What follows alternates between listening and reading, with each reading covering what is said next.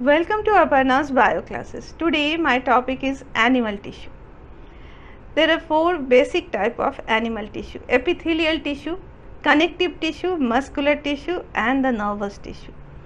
Epithelial tissue जो है वो outer most and inner most layer बना के एक बैरियर का काम करता है और हमें किसी भी तरह इन्फेक्शन और इंजरी से बचाता है।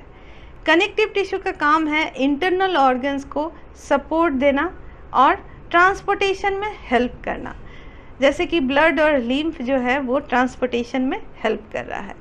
Muscular tissue, the function of muscular tissue is to carry out the any type of movement, whether the movement is involuntary or voluntary. Nervous tissue का काम है to carry the information or to carry the impulses. Sense organ जो भी stimulus को receive करता है उसको brain तक पहुंचाना और ब्रेन जो रिस्पॉन्सेस क्रिएट करता है उसे ऑर्गन तक पहुंचाना, ये काम है नर्वस टिश्यू का। इन चारों टिश्यूज़ के बारे में हम लोग आगे चल के देखते हैं। Animal tissue. Animal tissue is a four types. First one is the epithelial tissue. Epithelial tissue is a four types: squamous, columnar, cuboidal and glandular. Second is connective tissue. Connective tissue के तीन type है: fluid connective tissue, skeletal connective tissue and connective tissue proper. Third is muscular tissue. Muscular tissue is also three types: voluntary tissue, involuntary and cardiac. And fourth one is the nervous tissue. Nervous tissue में कोई type नहीं है, ये neuron से बने हुए होते हैं। Epithelial tissue. Epithelial tissue four types: squamous epithelial tissue, cuboidal, columnar and glandular.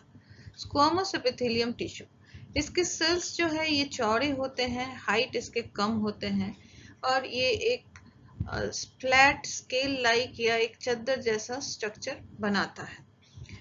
ये प्रेजेंट रहते हैं लंग्स के एयर सैक में, लाइनिंग ऑफ हार्ट में या ब्लड वेसल्स और लिम्फेटिक वेसल्स या ओरल कैविटी, माउथ कैविटी के अंदर का इनर मोस्ट लाइनिंग में प्रेजेंट रहते हैं। क्यूबोइडल, क्यूबोइडल नाम आया है इसके शेप्स के आधार पे, यानी कि ये हाइट और विड्थ इसका सेम होता है। क्यूब शेप का सेल्स होता है, न्यूक्लियस जो है वो सेंटर में रहता है। Example of cuboidal epithelium is the duct and secretary portion of the small glands में क्यूबोइडल एपिथेलियम पाया जाता है। कलमनर एपिथेलियम, नाम कलम आया है, कलम का मतलब हो गया pillar. The cells are elongated shape, nucleus जो है वो बेस के तरफ प्रेजेंट रहता है। एग्जाम्पल है ये कहाँ पाए जाते हैं: यूटेराइन ट्यूब, ब्रोंकी, यूटेरस, ये सब में, या डाइजेस्टिव ट्रैक्ट के स्मूथ पार्ट में, ब्लडर में, यूरिनरी ब्लडर में कलमनर एपिथेलियम सेल्स पाए जाते हैं। Next one is the glandular.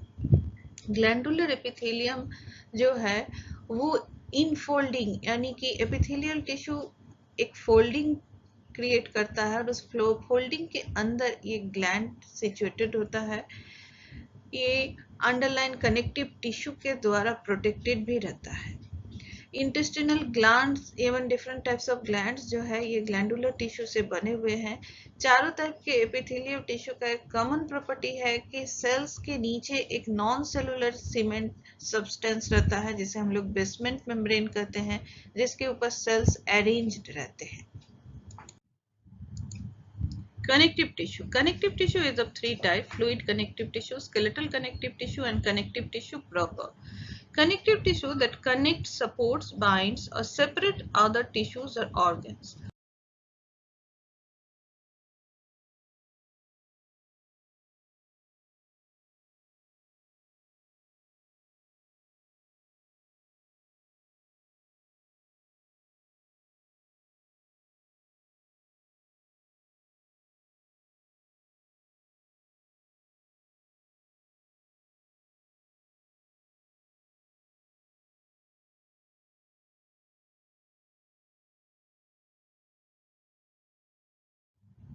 Fluid connective tissue. Fluid connective tissue के दो टाइप है, जिसका पहला है ब्लड। ब्लड के कंपोनेंट्स है दो तरह के: प्लाज्मा एंड ब्लड कॉर्पसल्स।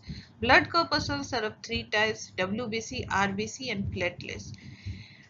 दूसरा फ्लूइड कनेक्टिव टिश्यू हुआ लिम्फ, और लिम्फ के कंपोनेंट्स हुआ लिम्फोसाइट्स एंड मैट्रिक्स। प्लाज्मा के अलावा ब्लड में जो ब्लड कॉर्पसल्स पाए जाते हैं इसमें WBC यानी व्हाइट ब्लड सेल्स, RBC यानी रेड ब्लड सेल्स और प्लेटलेट्स जो है वो फ्रैगमेंट्स ऑफ ब्लड कॉर्पस्कल्स है।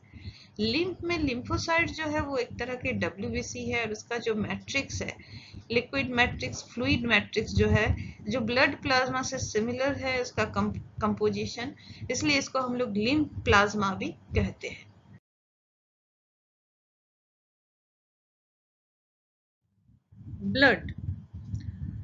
Blood is consist of plasma and blood corpuscles. It is a type of fluid connective tissue, and the plasma, it is the fluid matrix of blood. Plasma में घुले हुए रहते हैं water, inorganic salts, organic substances, blood proteins and hormones, ये सब soluble form में present रहता है। ब्लड कॉर्पस्कल्स 3 तरह के होते हैं। रेड ब्लड कॉर्पस्कल्स यानी कि RBC, जिसका दूसरा नाम है इरिथ्रोसाइट्स। सेकेंड है व्हाइट ब्लड कॉर्पस्कल्स, जिसे हम लोग WBC कर रहे हैं, उसे ल्यूकोसाइट्स नाम से भी हम लोग जानते हैं। थर्ड है प्लेटलेट्स और थ्रोम्बोसाइट्स। थ्रोम्बोसाइट्स जो है ब्लड क्लॉटिंग में हेल्प करता है।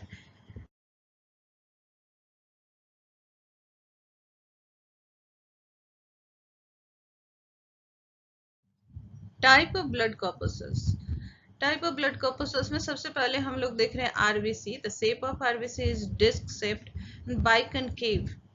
बाइकनकेव मीन्स इसके ऊपर और नीचे दोनों साइड से डिप्रेशन रहता है। इसका रेड कलर का कारण है इसमें हीमोग्लोबिन प्रेजेंट रहता है। हीमोग्लोबिन एक पिगमेंट है जो ऑक्सीजन को कैरी करने में मेनली हेल्प करता है। ऑक्सीजन एंड कार्बन डाइऑक्साइड के कैरी में RBC का फंक्शन है। जो रेस्पिरेटरी गैसेस है जो बॉडी के हर एक सेल्स एंड टिश्यूज को पहुंचाना है, ये RBC के द्वारा ही पहुंचाया जाता है, और ट्रांसपोर्टेशन ऑफ रेस्पिरेटरी गैसेस इसी के माध्यम से होता है। व्हाइट ब्लड सेल्स जो है वो डिफेंस मैकेनिज्म यानी कि इम्यून सिस्टम में हेल्प करता है। White blood cells of 2 types, agranulocytes and granulocytes. Agranulocytes में हम देख रहे हैं उसके सेल्स के अंदर ग्रेन्यूल्स प्रेजेंट नहीं है। मेनली वो दो तरह के हैं, मोनोसाइट्स एंड लिम्फोसाइट्स। और ग्रेनुलोसाइट्स जो है वो 3 है, इयोसिनोफिल, बेसोफिल एंड न्यूट्रोफिल। इयोसिनोफिल को हम लोग एसिडोफिल भी कहते हैं। Lymph. Lymph is derived from interstitial fluid that leak out of the blood capillaries. Blood जो है वो ब्लड वेसल्स के अंदर ही बहता है, यानी कि आर्टरी और वेन्स के अंदर। और आर्टरी और वेन्स का सबसे फाइनेस्ट वेसल जो होता है उसे हम लोग कैपिलरी बोलते हैं, जो टिश्यूज के अंदर तक पहुंचाता है, डिफरेंट फूड मटेरियल या डिफरेंट केमिकल्स को पहुंचाता है। तो ये ऑर्गेनिक मटेरियल को पहुंचाते समय कैपिलरीज का पतला दीवार से होते हुए लिक्विड मटेरियल डिफ्यूज करके टिश्यूज तक पहुंचता है। ये जो लिक्विड मटेरियल डिफ्यूज आउट होता है इसी को हम लोग इंटरस्टिशियल फ्लूइड बोल रहे हैं, और आगे चल के यही लिम्फ बन रहा है। लिम्फ में एक खास तरह का WBC भी प्रेजेंट रहता है, वो है लिम्फोसाइट्स। लिम्फ जो है वो अपना एक पैरेलल सिस्टम में फ्लो होता है, अपना उसका वेसल रहता है, उसको हम लोग लिम्फेटिक वेसल्स कहते हैं। और ये लिम्फ जो है कुछ कुछ पर्टिकुलर जगह में बॉडी के कुछ जॉइंट्स में लिम्फेटिक ग्लैंड्स के अंदर लिम्फोसाइट्स जो है वो मैच्योर होते हैं। तो ये हमारा एक फ्लूइड कनेक्टिव टिश्यू है जो ब्लड की तरह ही मेरा पूरा बॉडी में फ्लो करते हुए रहता है। Skeletal connective tissue. Skeletal connective tissue is of 2 types, bone and cartilage. Bone जो है वो एक रिजिड टिश्यू है जो अंदर से हमें रिजिडिटी दे रहा है, सपोर्ट दे रहा है एंड प्रोटेक्शन दे रहा है। बोन का स्ट्रक्चर को हम जब देखते हैं तो हम पाते हैं कि इसके अंदर एक हॉलो कैविटी रहता है जिसके अंदर ब्लड सेल्स का फॉर्मेशन होता है। जैसे इस कैविटी को हम लोग बोन मैरो नाम देते हैं। बोन मैरो के बाहर होता है बोन का टिश्यू वाला पार्ट। सबसे बाहर से जो आउटर मोस्ट लेयर जो कवर करता है बोन को, उसको हम उस लेयर को हम लोग नाम देते हैं पेरीऑस्टियम। इसके बाद एकदम अंदर के कैविटी के बाद यहाँ हम पाते हैं blood vessels and nerves present रहता है। तो ब्लड वेसल्स के बाद जो बोन रहता है उसे हम लोग नाम दे रहे हैं कैंसलस बोन, जो न्यूली फॉर्मेटिव बोन है। और धीरे धीरे वो जैसे मैच्योर होते जा रहा है उसे बाहरी तरफ जो आ रहा है उसे हम लोग नाम दे रहे हैं कॉर्टिकल बोन। इस बोन्स के स्ट्रक्चर में हम देख रहे हैं कि कंसेंट्रिक लेयर्स ऑफ लैमेलीज और द ऑस्टियोसाइट्स हमको दिखाई दे रहा है। तो ये ऑस्टियोसाइट्स के चारों तरफ ब्रांच टाइप स्ट्रक्चर दिख रहा है जिसे हम लोग कैनालिक्यूली बोल रहे हैं, जो स्पेस प्रोवाइड कर रहा है ऑस्टियोसाइट्स को रहने के लिए। ये कंसेंट्रिक रेयर्स ऑफ ऑस्टियोसाइट्स के अंदर में प्रेजेंट जो कैनल है उसको हम लोग नाम देते हैं हेवर्सियन कैनल, जिस हेवर्सियन कैनल से ब्लड वेसल्स जो है वो पार होता है। ऑस्टियोसाइट्स के बीच बीच में जो मैट्रिक्स प्रेजेंट है उसको हम लोग एक्स्ट्रासेलुलर मैट्रिक्स या ईसीएम नाम से भी जान रहे हैं। एक्स्ट्रासेलुलर मैट्रिक्स बोन का जो है वो रिजिड होता है, उसका कंपोनेंट्स है कोलाजन एंड द ओसिन नाम का प्रोटीन, जिसमें मिनरल जो है वो डिपोजिट रहता है, खास करके कैल्शियम मैग्नीशियम के कंपाउंड्स इसमें डिपोजिटेड रहता है। तो ये हो गया हमारा बोन। इसके बाद नेक्स्ट आ रहा है हमारा कार्टिलेज। कार्टिलेज भी उसी तरह से हमारा एक स्केलेटल टिश्यू है जिसमें रिजिडिटी के साथ साथ थोड़ा सा इलास्टिसिटी भी है। कार्टिलेज में ब्लड का सप्लाई और नर्व्स का सप्लाई नहीं रहता है। कार्टिलेज का आउटर मोस्ट लेयर को हम लोग पेरिकॉन्ड्रियम कहते हैं और इसके अंदर जो सेल्स प्रेजेंट रहता है उसे हम लोग कॉन्ड्रोसाइट्स कहते हैं। और कॉन्ड्रोसाइट्स के जो मैच्योर हो जाता है तो उसे हम लोग कंड्रोब्लास्ट कहते हैं। इसका जो मैट्रिक्स है, मैट्रिक्स बना हुआ रहता है कोलाजन और कॉन्ड्रिन नाम के प्रोटीन से। Connective tissue proper. Connective tissue proper is of three type. Fibrous connective tissue. Fibrous connective tissue दो तरह के हैं, tendon and ligament. Second is the areolar connective tissue and third is the adipose tissue. Normally connective tissue में हम देखते हैं ground matrix के ऊपर कुछ फाइबर्स और कुछ सेल्स प्रेजेंट है। फाइबर्स तीन तरह के हैं, collagen, elastin and reticulate fibre. Cells में फाइबर्स को बनाने वाले सेल्स फाइब्रोब्लास्ट है। इसके अलावा डब्ल्यूबीसी के बहुत सारे टाइप्स के सेल्स है, जिसमें हम देख रहे हैं एक मास्ट सेल्स है जो इम्यून रिस्पॉन्स के लिए रिस्पॉन्सिबल होता है, यानी कि इन्फ्लेमेशन के लिए हिस्टामिन वो रिलीज कर सकता है। इसके अलावा मैक्रोफेजेस प्रेजेंट है, न्यूट्रोफिल प्रेजेंट है, प्लाज्मा सेल्स भी प्रेजेंट है। तो सबसे पहले हम लोग बात करते हैं fibrous connective tissue, tendon and ligament के बारे में।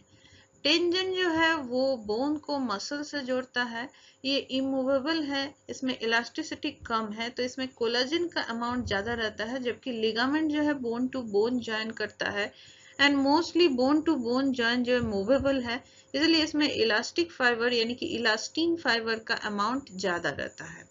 इसके बाद हम लोग देखते हैं areolar connective tissue. Areolar connective tissue में fibres and different cells present है डब्ल्यूबीसी का, साथ में fibroblast cells and mast cells भी प्रेजेंट है। इसके बाद हम लोग देखते हैं एडिपोज टिश्यू। एडिपोज टिश्यू का मेन कैरेक्टरिस्टिक्स है कि ये फैट को स्टोरेज कर सकता है। जितना विसरल ऑर्गन है, इंटरनल ऑर्गन, सॉफ्ट ऑर्गन के आसपास में एडिपोज टिश्यू का डिपोजिशन रहता है। इसमें फैट स्टोरेज सेल्स में को हम लोग नाम देते हैं एडिपोसाइट्स। इसके अलावा इसमें डिफरेंट फाइबर्स जो नॉर्मल कनेक्टिव टिश्यू प्रॉपर में प्रेजेंट रहता है वो फाइबर्स प्रेजेंट रहते हैं, मैक्रोफेजेस प्रेजेंट रहते हैं। तो ये हो गया हमारा कनेक्टिव टिश्यू प्रॉपर।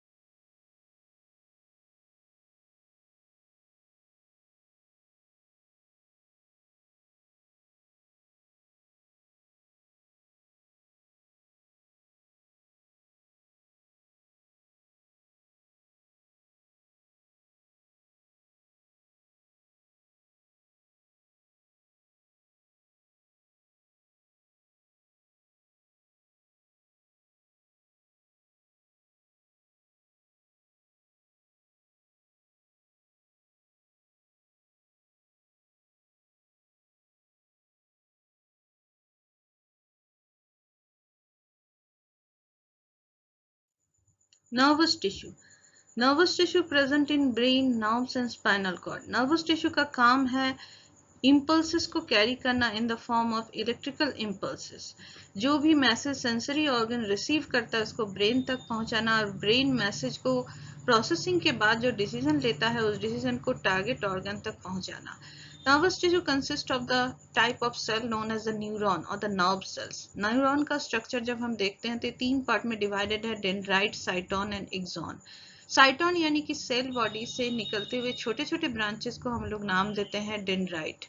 डेंड्राइट या डेंड्रॉन्स जो है वो रिसीव करता है इलेक्ट्रोकेमिकल सिग्नल को दूसरे न्यूरॉन से, और इसे साइटोन से होते हुए इसे एक्सॉन तक पास करता है। साइटोन यानी कि सेल बॉडी में नॉर्मल सेल की तरह न्यूक्लियस साइटोप्लाज्म प्रेजेंट रहता है, और एक्सॉन जो है वो एक फाइबर जैसा है, इसके ऊपर कवर रहता है, एक माइलिन शीथ का कवर रहता है।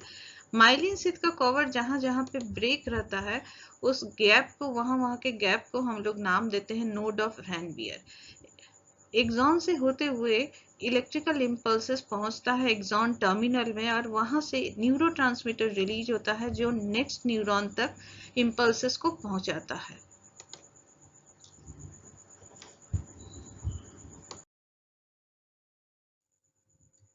Thank you for watching the video.